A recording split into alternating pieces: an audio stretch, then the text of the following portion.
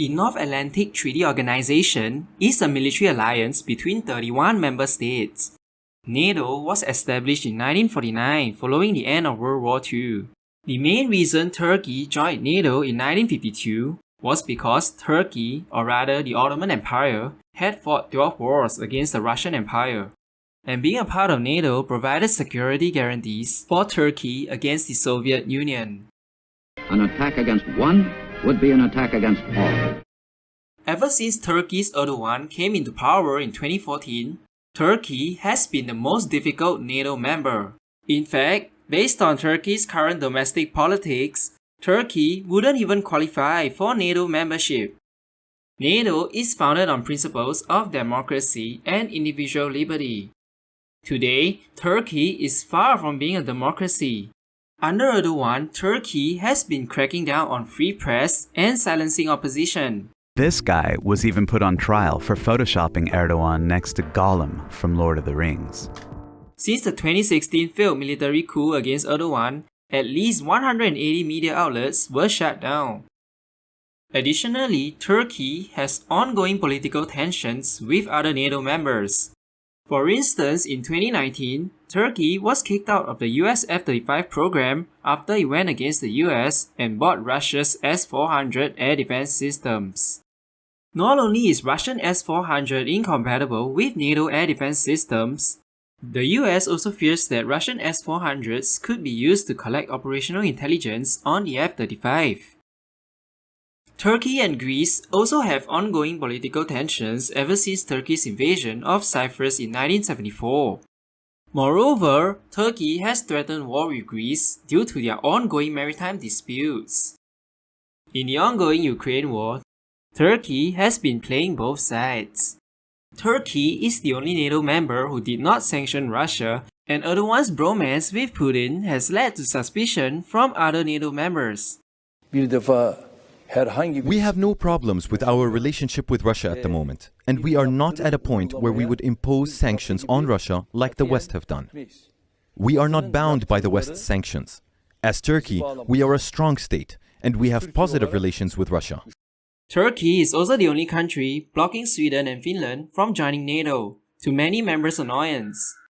Turkey has accused Sweden and Finland for harboring terrorists from the Kurdistan Workers' Party, the PKK.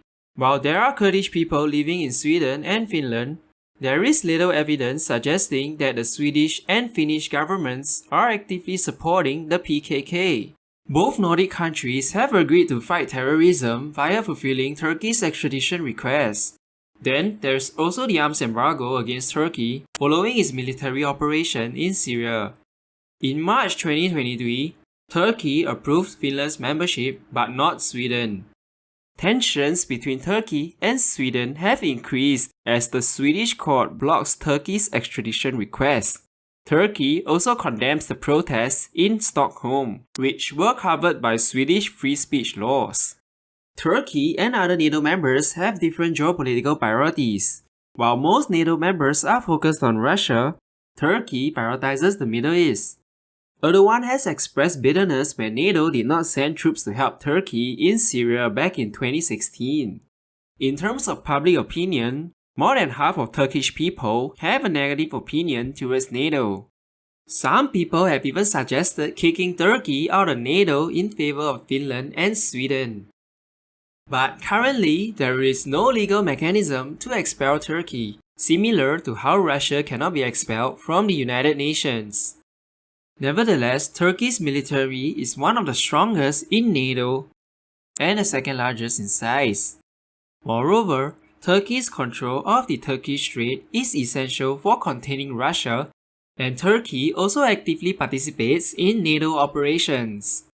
France's Emmanuel Macron wooing China has made some NATO members wonder whether France will become the next problematic ally. And the United States has absolutely no say, and Macron, who's a friend of mine, is over with China, kissing his ass, in China. A group of MEPs released a statement saying Macron does not speak for Europe. The Polish Prime Minister definitely doesn't support Macron, saying the alliance with the US is the foundation of European security. Despite EU's President Ursula von der Leyen being in Beijing together with Macron, she doesn't share the same view as Macron, warning China against the invasion of Taiwan.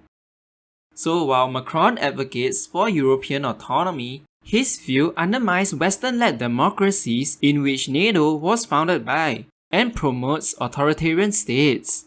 China does not share our values, and like Russia, it seeks to undermine the international rules-based order.